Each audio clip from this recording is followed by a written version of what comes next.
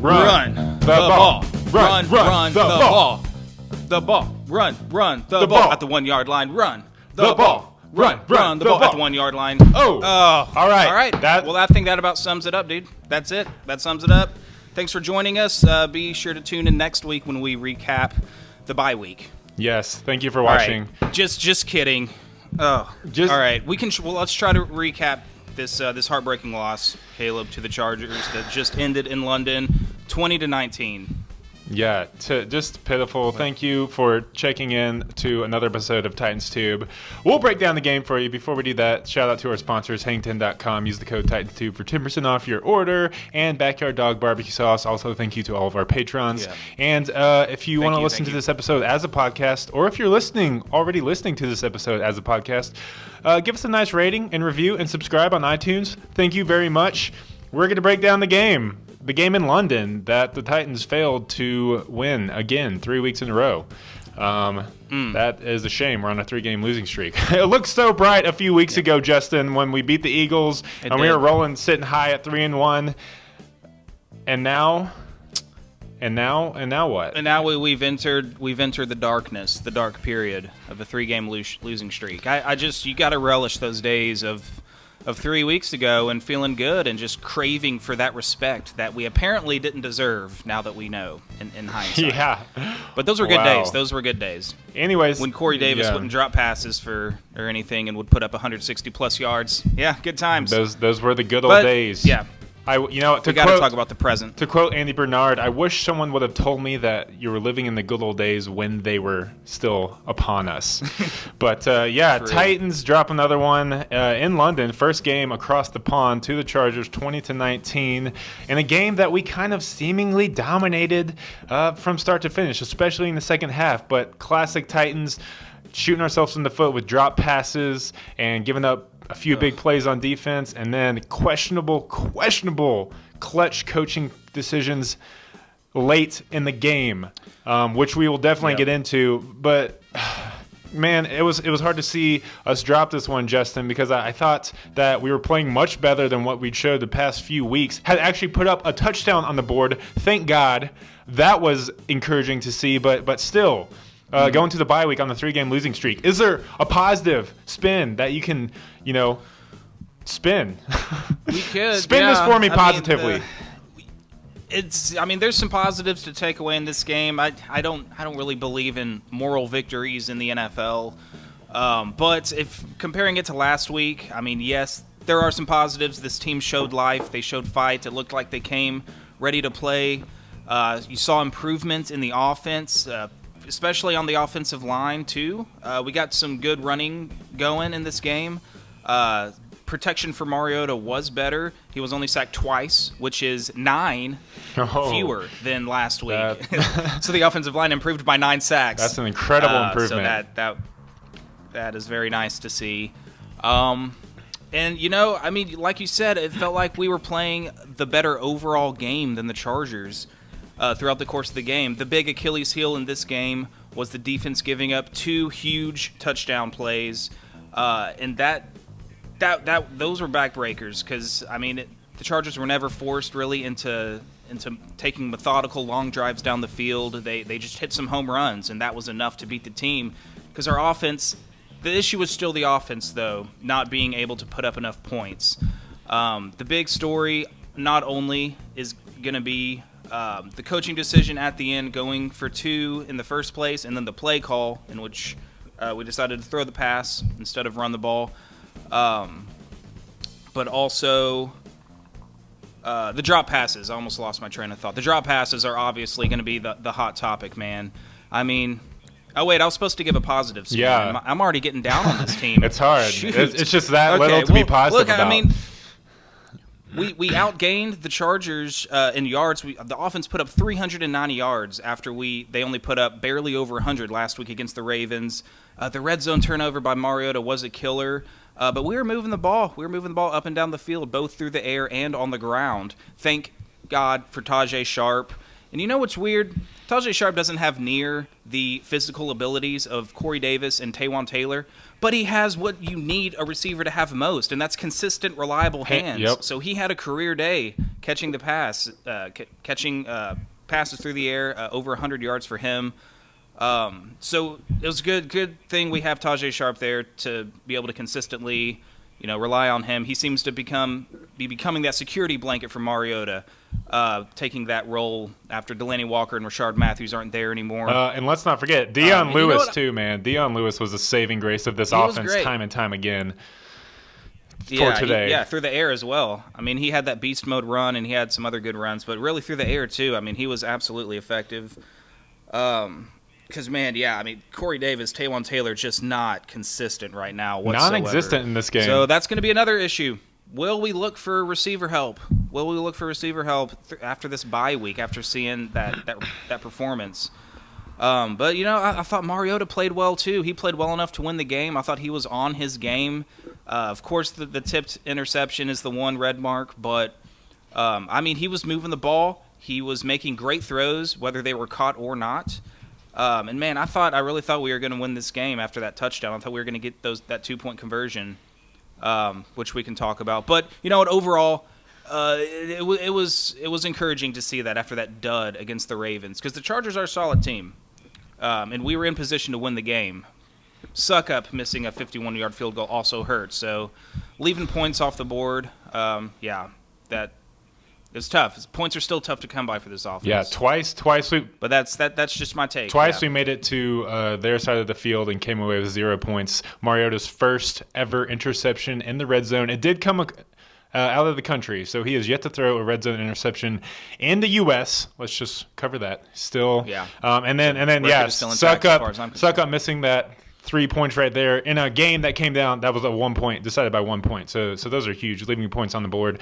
The biggest takeaway for me looking at last week that's a positive is Mariota's play. I know you mentioned it, but he looked like a different guy. He looked like he had addressed the issues that he faced against the Ravens when he did feel pressure today. He was quickly making his decisions to dump it down to Dion Lewis and Derrick Henry. I did think one of those 2 sacks he got hit that he took, he could have gotten the ball away a little faster. But I thought for the majority of the game, he was doing that excellently, getting rid of the ball to the right person, and then making the plays on the ground when we needed them. It looked like the Mariota that I had come to fall in love with, not the guy who I saw last week. So, physically in love. Yeah, physically, like I see him and things happen in my hormone, and I'll just stop right there. But it was good to see him back on track. That's what I needed to see from him, because honestly, if he had come out and put up another game like he did last week, man, my Mariota confidence would be at an all-time low going into the bye week, almost to the point where it's like, should the Titans make a change for a little bit? But that didn't happen. That's all hypothetical now because he played good. Let's not go there. Let's go ahead and talk about that huge clutch final drive, the 4th down call, and then the 2-point conversion. It was a long drive too. Like, Mariota's so clutch, man. I think he has that clutch, that it factor. Again, and we've just addressed this in past recaps after close wins in the final plays of the game. But Mariota, you never feel like you're out of the game or don't have a chance as long as he has the ball for one final possession to go out there and win it. And he looked like he was poised to do that again in this game. So big time final drive for Mariota. We could just get him a little help. Hashtag get Marcus help. I'm sure we'll cover that in a second. But Justin, I want to hear your take on one, going for it, the touchdown on 4th and goal, and then the two 2-point conversion tries. What'd you think? What'd you like from Vrabel? Did you like the play call? Did you not like the play call? What would you do in that scenario? I mean, I did not like the play call, especially after that holding penalty where we got the ball at the 1-yard line.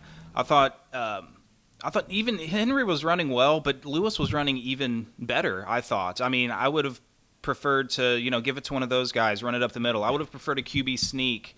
But of course, hindsight's 20/20. If we try to run the ball up the middle and get stuffed, you know what people are going to be saying? Why did we take the ball out of Mariota's hands? He led us all the way down the field. And then we took the ball out of his hands to try to run the ball. And I know that's an issue that Malarkey had in a few games whenever he was here, is why are you taking the ball out of Mariota's hands? He's the best player on the field for us right now. Leave the game in his hands. And LaFleur did that. I mean, man, we're at the 1 yard line though, and the run was still working for us for the most part. Would have liked to see a run, obviously hindsight, but I like the call. I like of going for 2. I like that decision. I like the aggressiveness. I mean, you play for the tie, you go into overtime. No guarantee that you ever see the field again on offense because, Phillip Rivers is capable of hitting another big play for a touchdown. But you know what? Still, our defense was playing well. So I can see the argument of just trying to play for overtime and winning in the extra period because the defense at that point was playing well. They, like we said, they were just giving up a couple big long passes throughout the course of the game that broke the game open for the Chargers. And, I think Vrabel, I don't think it was a matter of him not having confidence in our defense getting a stop. I just think his mindset was, let's be aggressive. Let's just end the game now. The offense was being effective, moving the ball. Let's make one more play happen and come away with a W. But I guess, I haven't seen many replays of that final play. I guess no one was really open for the pass. It's just a sucky way to lose. I mean, you go from the lowest of low, getting shut out, just a progression into sadness against the Ravens, and then this game where it's just your heart is ripped out of you all at once after a play. So it's just bad. It sucks, man. Disheartening. But overall, to answer the question, I know I've answered it for like 15 minutes now. Like the decision, I very much question the play call, though. Would have liked to see the ball on the ground, whether it's Mariota on a sneak, jet sweep, or give him an run-pass option, or whatever you call it. RPO. That's it, yeah. Bill Cowher was incredibly critical of Vrabel's decision after the game and the post game. Justin, are you still there? You're breaking up a little bit. Okay. I hear you. You're coming in okay with me? Yeah, I can hear you. I was just saying Bill Cowher was extremely critical of Vrabel's decision to go for it, to go for 2 after that game, saying that pretty much your team has dominated the whole second half, offensively and defensively, outside of that one big play we gave up. Kick the extra point, go into overtime, and then ride that momentum. Yes, there's a danger of you never end up touching the ball in overtime, but if you have confidence in your defense, then you're probably going to touch the ball in overtime. I mean, how many games do we see go into overtime, which is a lot now, especially this NFL season, where both teams don't get a chance to touch the ball. It's very rare that a team wins on the opening drive of overtime. So I feel like you play the percentages there. Yeah. That being said, I liked the call to go for it on 2, to go for 2 as well. I think Vrabel was saying that he trusts his players. Like you said, the criticism of Malarkey, keep the ball in the hands of your playmakers. Let Mariota make a play. We know he's clutch. We saw what he's done this season. We saw what he did in the Kansas City playoff game. So I'm not hating the aggressiveness of that call to go for 2. I like that. It was the play call after the hold where we got the ball in the 1. I know you already harped on it. We got to do something. You got to run the ball there. Come on. The Seahawks learned their lesson in the Super Bowl. Thank God this wasn't the Super Bowl. But if you want to have – we have a veteran offensive line, guys with Pro Bowls on either end. And Derrick Henry, Dion Lewis was running extremely well, and then Marcus Mariota. The guy could have just tried to jump over the line to get that last 2-point conversion. Yeah. Do a Drew Brees, just stretch out over the top of the line. I mean, he's a tall guy. I think he could have reached over for a yard. Yeah, and then even looking at it from this perspective, even if we had just kicked the PAT, the Chargers were already playing to try and get in field goal range to try and win the game with those last 20 to 30 seconds they would have had left after we kicked the ball off. I mean, they smartly used that timeout to save the 10 seconds that would have been run off. So they were preparing for essentially a game-winning drive however they could get it. I know our defense had given up a few big plays already for it. I guess they had confidence in Rivers to try and bring them back if that scenario happened by saving as much time as possible. So there's always that scenario, a lot of hypotheticals in football always. It didn't play out for us today, but I like the aggressiveness on the call, the aggressiveness to go for 2. I don't like the play call on this after the hold. So basically same as you said. And I think, I think that, I feel like that would be the consensus, really, looking back for most Titans fans looking at this game. You like the decision, you just don't like the play call. And I have a question, too, about that, if you remember, because I don't. On the 2-point conversion, I know Mariota was under center. Was there an empty backfield? I feel like I remember there being an empty backfield. They had Dion Lewis swing. And he was still under center. He was split wide out right, and he swung behind Mariota as if to try and divert the attention. Like if we would either do a jet sweep to him or hand it off or some kind of RPO. But Marcus didn't really fake it to him, just kind of stood up and threw the slant immediately. I would have liked to see at least a little more patience from Marcus knowing that wasn't open, because the ball got tipped immediately, which was the problem on the interception in the red zone earlier. Yeah.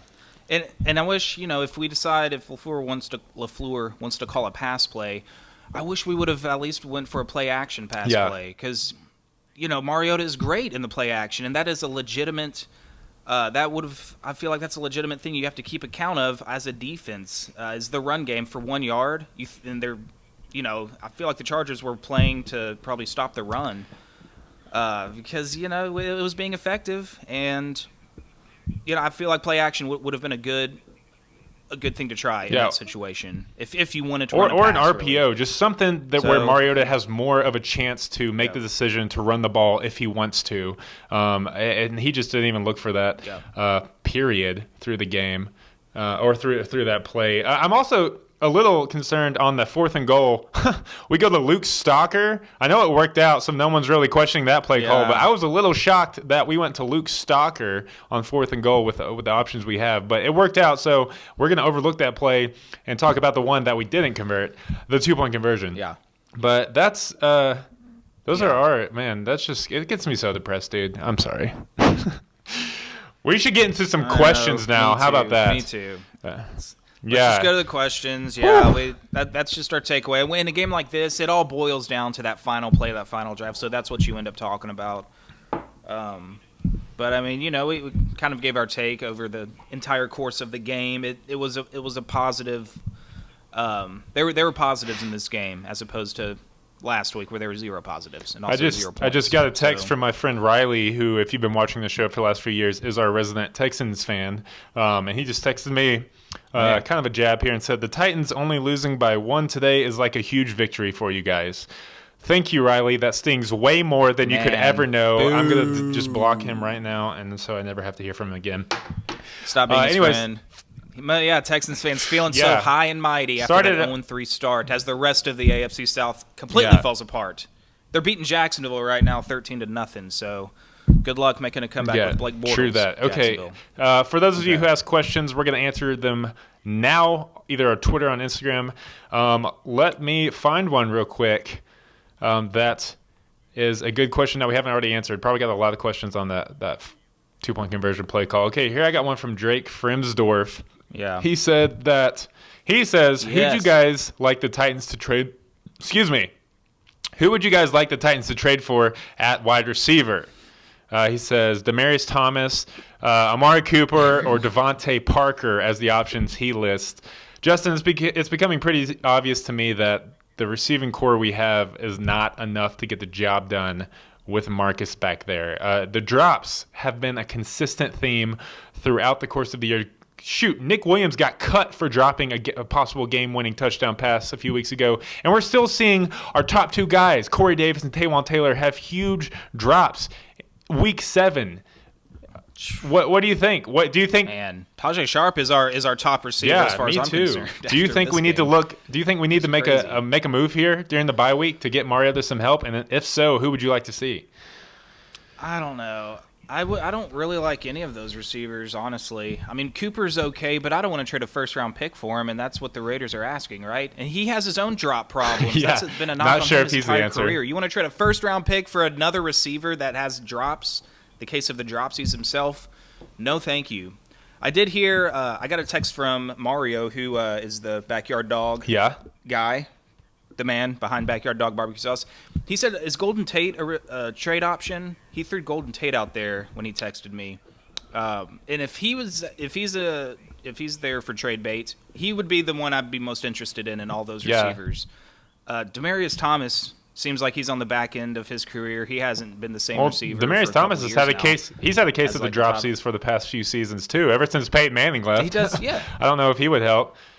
Yeah, and so does Devontae Parker, and he's always hurt. No, I don't. There's want a any of reason those these guys. teams. There's a reason these teams are trying to ship that, these guys. Golden Tate is the best. I mean, Golden option Tate's kind of on the end slope of his career too, as he hits 30, but he can still catch, and he can still make ridiculously ruthless and disrespectful plays against the secondary. That dude is the most disrespectful person when he's running in a wide open touchdown catch. I will say that. I don't know. I would love if there was a veteran receiver out there with good hands that we could get for pretty cheap, say like Rashard Matthews, somebody like that. That would be a great help. A veteran guy who could teach these young receivers how to catch. God.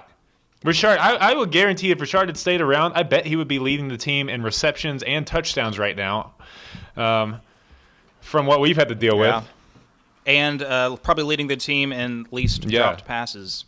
I think he did have one already this year, but that would still lead the team in least amount of drop passes. So, okay, so I honestly I don't know where the help is, but I'm definitely on board that I think we need a veteran wide receiver out there. Some guy.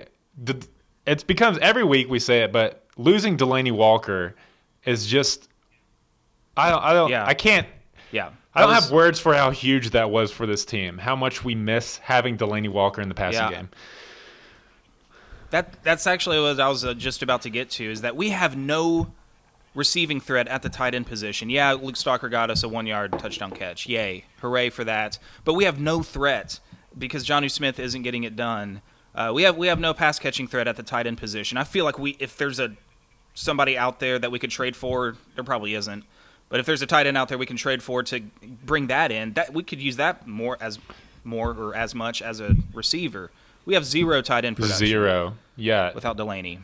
Man, my heart. And honestly, you take away this game with Tajay, we have zero reliable hands for Marcus. I think he's always had Delaney as that kind of safety blanket to where, he would feel confident throwing to Delaney in a 50-50 ball situation. I don't think he has the confidence to throw those balls to our receivers. I know, the Eagles game, you can say he tossed that ball up to Corey Davis to win the game, but you just don't see Marcus throwing 50-50 balls to our receivers, and I think that kind of stems from a lack of confidence that they can't even catch the wide open ones. And Delaney was that guy for him. So yeah, exactly.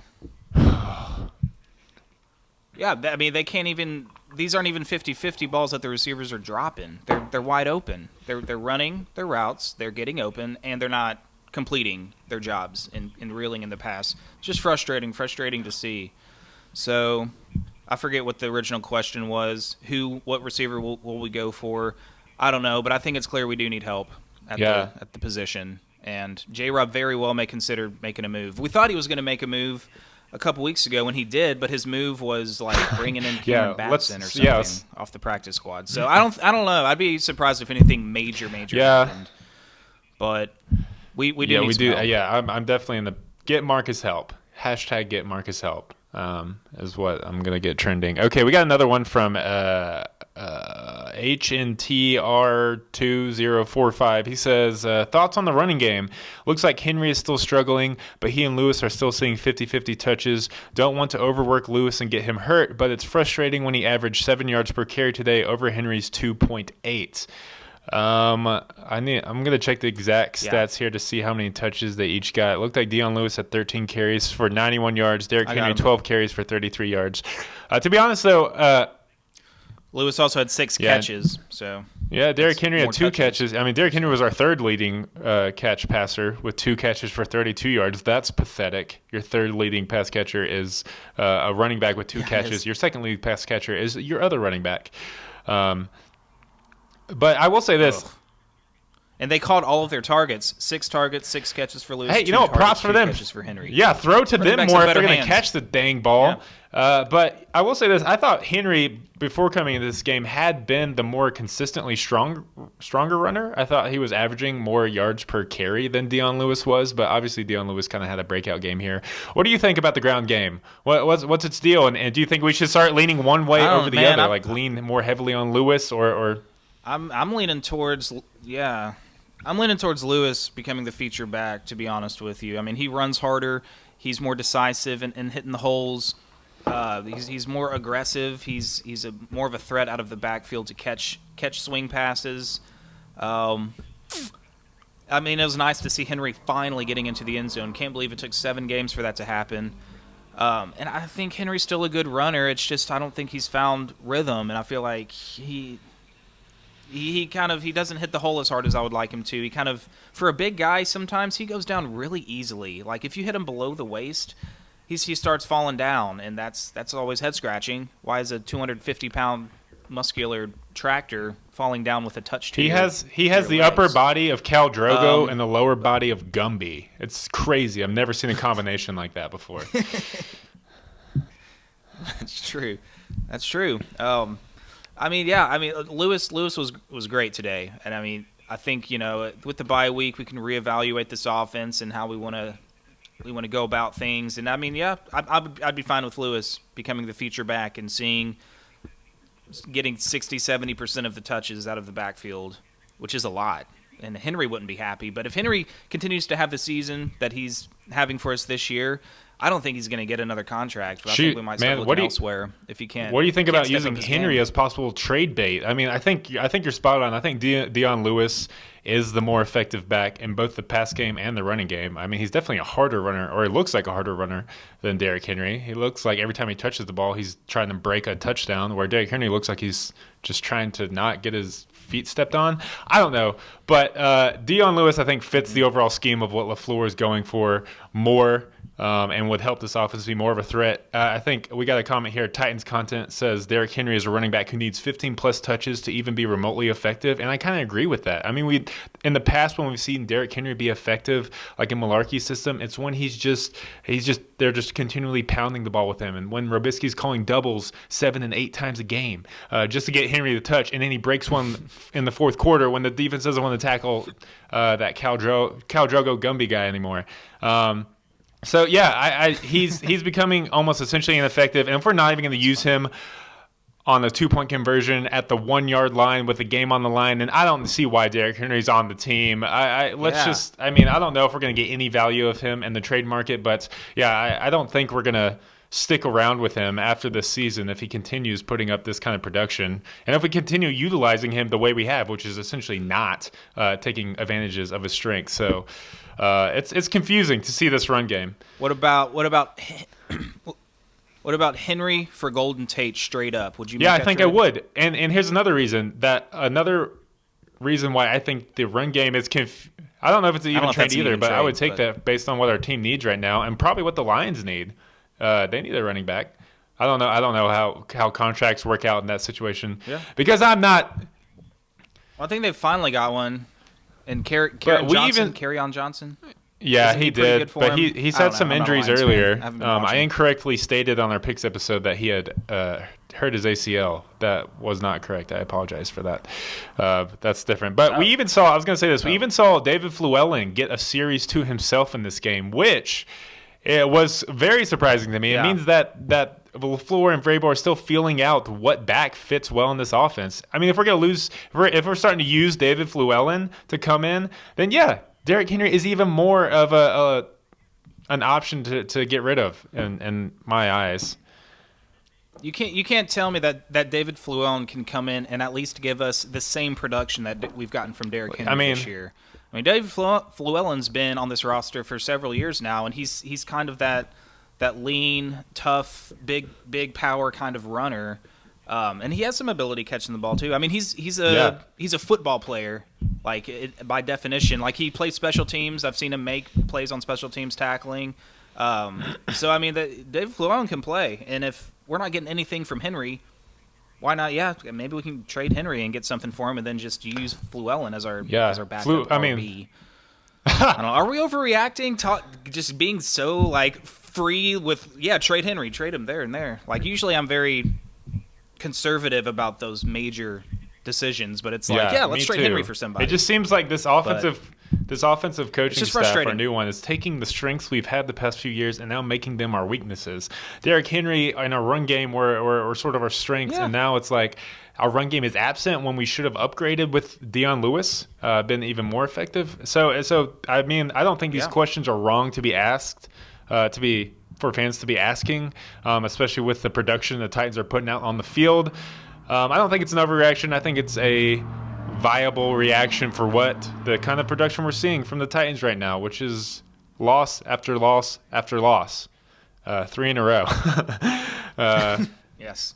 Yes, I know. This is the most pessimistic Titans Tube has ever been in the history of Titans Tube. But don't worry, guys. We're still going to win the Super Bowl this year. I mean, guaranteed. Yeah.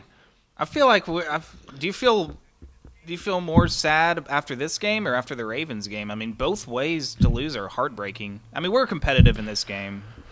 Like I said, there's positives to take away from this game, unlike the Ravens. This is just such a. I mean, I still think it lies with our offense. Our offense has to figure out something, because coming into the game, the Chargers were 5th in the NFL in putting up points. We held them to 20 points, and honestly, 14 of those were kind of 2 busted coverages by our defense. Other than that, we kind of held the Chargers in check. And they're a great offense. I know they were missing Melvin Gordon today, which, thank God, I don't know what they would have done if he was there. That definitely helped our defense. But our defense is continuing to play good enough for us to win games, I would say, in the NFL. I mean, with how the NFL is trending, people putting up 30 and 40 points a game, you would think holding an offensively charged team like the Chargers, no pun intended, to only 20 points would be enough to get the win. But the Titans just struggle to put points on the board. The defense has yet to give up more than 30 points in a game, I'm pretty sure. The most they've given up this year, I think, was 27 against the Dolphins in Week 1. And one touchdown that they scored in that game was on special teams. So the defense only gave up 20 in that game. So defense is doing pretty good keeping the opposing offenses down. It's just our offense has got to start keeping up and putting up points of our own. Got a few questions about the absence of Kenny Vaccaro and even Jonathan Cyprien being a reason why we're giving up some of those big plays. Hey, positive note, Malcolm Butler was not one of those people who gave up a big play today. Let's give a round of applause to Malcolm Butler. Now we get to roast Kendrick and Logan Lewis Ryan for giving up some big plays. Logan Ryan had a down game today. Yeah, Logan Ryan played okay, though. He had some big-time pass breakups, I feel like. But he was burned. He was big-time burned. Prophets Axis. He asks, it's clear Sip and Vaccaro are missed in the deep coverage with Byard. Do you think the deep ball will be an issue after the bye week? I guess essentially getting Kenny Vaccaro back. I mean, Kenny Vaccaro, I felt like he was good, but he hasn't played enough for us to really get a full evaluation on him. I mean, I think he's definitely better than, Kendrick Lewis and I don't know who else is hurt back there. I think he's better than Kendrick Lewis. So I think it'll be better, and a lot of people think he's better than Cyprien too. So I think that'll help, but I feel like his forte is still being a box safety, playing close to the line of scrimmage. I could be wrong about that. I don't know. I don't have a good read on Kenny Vaccaro. It's hard to tell. He was I think he's better than Kendrick Lewis. I'll say that. I'll take Vaccaro over Lewis any days. I just think our defense needs to just be better at communications right there. I hear time and time again, even Dean Pease saying after the game, that a lot of those big plays given up are just miscommunications. One guy's supposed to switch or cover side of the field when the receiving routes cross, and it just doesn't get done. I thank God we got Wesley Woodyard back this game, but our secondary still needs to get their communication issues worked out. I think maybe these 2 weeks will help with that. I'm not sure. Got one. Let's finish up with one last question here, Justin, if you're cool with that, because sure. We can do more. I don't. No, I mean a lot of the questions we answered about the 2-point conversion and the 4th and goal play call and this and whose fault this loss falls on. But this one will be a good one to end. From Anil, he says, "As a Titans fan, how can I keep myself positive after this game?" Radio silence. Well, we mentioned some positives. We mentioned a few positives to take away from this game, particularly on offense. Defense is still consistently bending but not breaking, giving up points as a whole. So I think the season isn't lost. If you want a real positive, look at our division. This season is not even close to being over with how poor our division is playing. Like, there's a lot of football left. If we win our divisional games, I've been saying this the whole time, that I mean, losing sucks, but we already have 2 wins in the division. We still get to play the Colts twice. Yeah, we've never beaten Angel Luck before, but Dude, I think don't they're know. clearly the worst team in the division. And they're putting it on the Maybe Bills not if right we now, keep 24 to losing. nothing at half. Andrew Luck already thrown 3 touchdown passes. Oh, crap. I didn't see that. So then they're only going to be one. If they win, they're only going to be 1 win behind us with 2 wins on the season. But still, as a whole, like the season is far, far from over. This division is more up for grabs than it's ever been, which is amazing to say that about an AFC South division. Feels like it's always up for grabs, but now it feels like it's more. I bet up we'll for say grabs that than again ever. the rest of the season after every game. Good grief. Yeah, Still up for grabs. Week 17. The AFC South is completely up for grabs. No team has that's been a big eliminated. one. From the I division don't yet. discredit our 3 wins. Don't discredit the 3 wins. 2 division wins against the Jags and the Texans, who are looking like pretty formidable opponents in the AFC South. I know that's not saying a whole lot. And against the Eagles. I mean, we're still sitting at, I guess, what are we now, 3-4? We're 3-4. We have a New England game after the bye week, which to the is gonna Cowboys. suck. And then we travel to Dallas for Monday Night Football. Like, it's not going to get easy. We got to pick up a win outside of the division before getting into division. It's almost a flip-flop. It's so almost the exact opposite of it's gonna be 2 tough. seasons ago where we couldn't win a divisional game, but we could beat all the elite teams outside of our divisions. When we beat the Seahawks and we beat all those playoff teams, but we couldn't win divisional games, ended up missing the playoffs to the Texans. I will say that's a positive, Justin. The season is very much still in our grasp. We can kind of control our own destiny with how we played in the AFC South a little bit. We will have to win some non-divisional games, hopefully. But honestly, the biggest positive takeaway for me is the complete 180 of how Mariota played from last week to this week. Last week, I was almost ready to denounce the dude. 4 years in the league. I know the offensive line had a completely abysmal game against the Ravens, but I think a lot of that was on Mariota, how he handled himself in the pocket, how he handled the reads at the line of scrimmage. He had a horrendous game, possibly his worst game in the NFL. So to see last week against the Ravens, Really? Come on, the dude played like crap. It was bad. Throwing the ball, though, I mean, when he actually threw the ball, I felt like Mariota got a lot. There's more to playing quarterback than just throwing the ball. Maybe it was his fault for holding on and the a lot ball. of that becomes before the ball's even snapped, and I think he definitely underperformed in that area against the Ravens. I'm just saying this week I saw a completely different Mariota where I thought he was making the correct reads, the correct throws. It was just he needs more help around him. So that was that reaffirmed my confidence in Mariota, being like, okay, I needed to see this from this guy. Maybe I was too overreactionary against that from that Ravens game last week, but I liked Mariota's play in this one is what I'm taking as a positive. Yeah. Fair. I mean, yeah. Dude, I feel like we still have our franchise quarterback. I don't want to move on from Mariota. I know a lot of fans don't share that sentiment, but a lot of fans do share that sentiment. I think the fan base is a little bit split. I feel like more feel like he is still our future at the quarterback position than fans that don't feel that way. And a game like this is, I feel like, a good example. Like, what are we without Mariota right now? We're so much worse.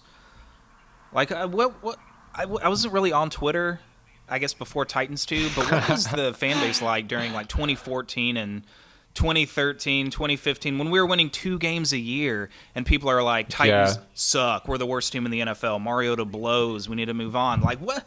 If you're saying this now, what was the attitude on social media like 3-4 years ago? Yeah. 'Cause that's insanity to me. Titans are in a much better place right now, especially at the quarterback position than where we've been in a while.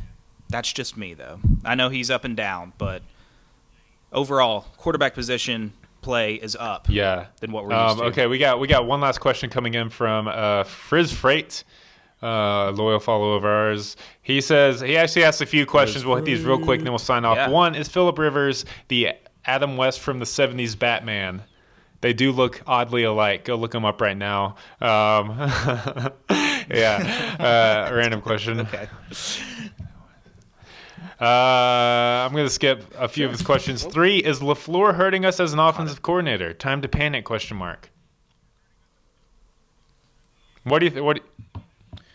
Oh, man. I mean, that's an easy thing to say. I feel like after this game, after that play call at the end. But we've heard since the beginning about LaFleur and adopting a new scheme is that it's going to take some time, and obviously it was not doing anything last week.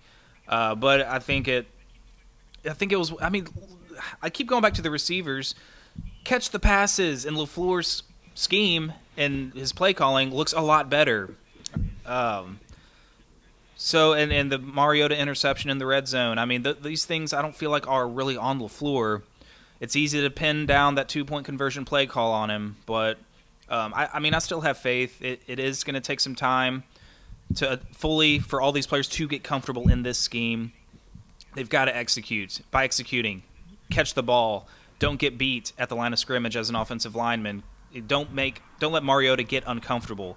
Once Mariota's comfortable with his receivers and his offensive line, I have a lot of faith in Matt LaFleur's scheme.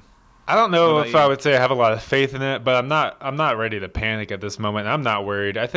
I mean, it's a whole. We got a rookie head coach. We got, a rookie play caller. I know LaFleur was the offensive coordinator of the Rams, but this is his first season actually calling plays for a team. There's going to be some growing pains. I know you're saying 7 weeks into the season, we had a whole offseason. Why are we still looking at these growing pains? It's because we have a bunch of young guys out there. We've had a lot of injuries through the first 7 games. I know we finally got our offensive line back, but yeah, I still think I would chop it up to growing pains. I'm not ready to panic on this offense or Matt LaFleur. It's the drop balls. Think about how if we hadn't had as many drop balls as we had, how much better Mariota's stats would be and how much more potential we would have had to win some games there.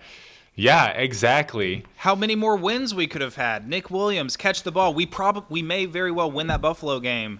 Catch passes in this game. I think we put up more points and have a better chance to win this game. I mean, we're very close. Yeah, don't get me wrong. There have been some times where there have been confusing play calls, most notably the 2-point conversion on the 1-yard line in my eyes this game. And there's been a few throughout the course of the season so far, but I'm going to chalk that up to kind of growing pains, how LaFleur and Vrabel are still feeling out the pieces they have on this offense. And it doesn't help when our receivers are dropping wide open balls. I don't know how I would call games if that were the situation. Do I go to Taywon again? He's already dropped a few balls. Do I go to Corey Davis again? The guy's not flipping it. He's being lazy coming out of his break on this route. Can't get his hands up in time. So I would be completely lost as an offensive coordinator if you were to put me in charge. So thank God I'm just sitting here in my living room filming myself to put on the internet.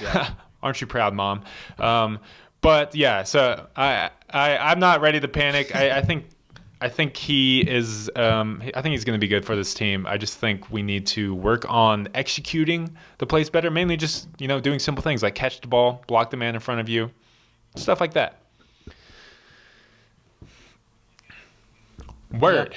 Yeah. Okay. Yeah, anything left to close out? So I guess that's it. I don't know. Any Chargers fans who happen to be tuning in this week? Good job on the win. You're 5-2. Man, it's Phillip Rivers looking good. You guys, congrats on the win. Credit to you guys. They have only beaten like the bottom teams of the league, though. Not to hate on the Chargers. yeah. Based on our track record, we probably are. So, but I'm not hating. Yeah, all the ones have come against losing teams with losing records. So, exactly. They're winning. 5-2 record they're winning is the the games 5-2 record. Do not take away from the Chargers. They are in prime position. I would love a 5-2 record right now, no matter who we beat. So yes. Anyways, guys, thanks for listening. Thanks for the questions. Apologies for getting the videos that we normally put out in the weeks a little later this week. We'll get some stuff there in the bye week out for you guys. Let us know your thoughts on the game. What did you think of Vrabel? Is it time to panic? Where should we look for outside help and receivers or not? Do you think our guys just need to step up and execute better, really kind of, own their play and their production that they've been putting out on the field? Anyways, that'll do it. Wow, that'll do it. That'll do it. Enjoy the bye week, everyone. We as fans have definitely need this bye week, and hopefully all the other AFC South teams will lose next week. So we will be back in first place. We needed this bye week more than the players did. To be honest, we needed this bye week. Can I get this bye week is for the fan base, not for the Titans players. They need to get their crap together and turn it around. As a fan base, we need a break from watching Titans football for a few weeks. So thank God, just in time. All right, that'll do it. Peace out. Yeah. Amen. All right, dude. All right, bro. Well, go get blackout drunk and as we cope with this loss. All right, stop recording.